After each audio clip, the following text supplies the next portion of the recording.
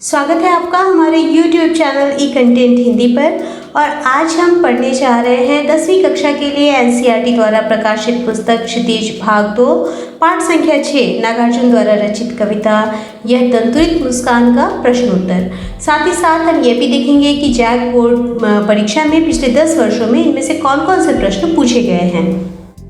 इस पाठ में कुल 4 प्रश्न हैं। तो सबसे पहले हम पहला प्रश्न देखते हैं, बच्चे की दंतुरित मुस्कान का कवि के मन पर क्या प्रभाव पड़ता है।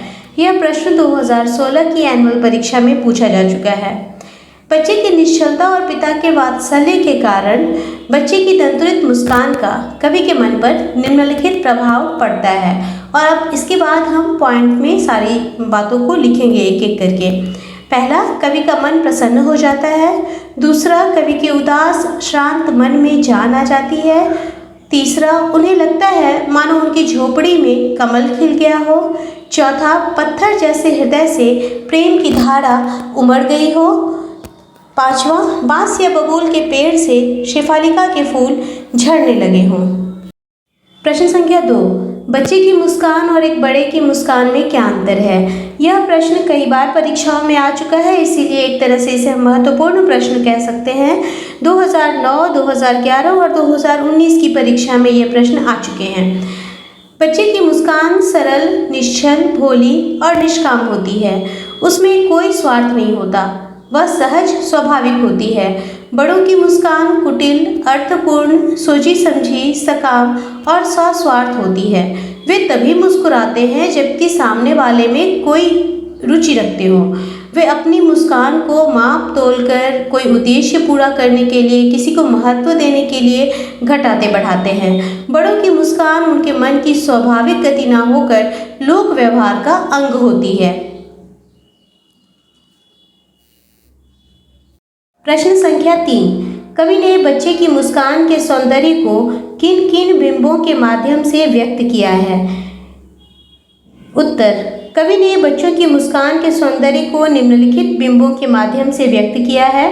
पहला, बच्चे की मुस्कान से मृतक में भी जान आ जाती है। दूसरा, यूँ लगता है मानो झोपड़ी में कमल के फूल खिल उठे हों। तीसरा, यूँ लगता है मानो चट्टानें पिघलकर जलधारा बन गई हों। चौथा, यूँ लगता है मानो बबूल से शेफालिका के फूल झड़ने लगे हों।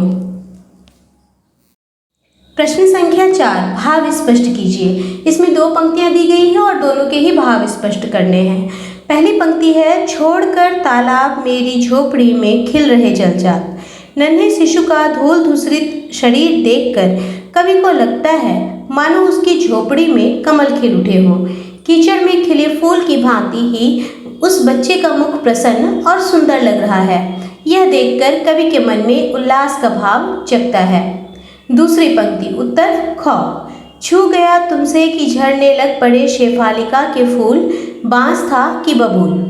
कवि कहते हैं कि शिशु के स्पर्श में वह रोमांच और प्रसन्नता होती है कि उसे छूते ही लगता है मानो बबूल और बांस जैसे कटीले पेड़ से भी शेफालिका के फूल झड़ रहे हों।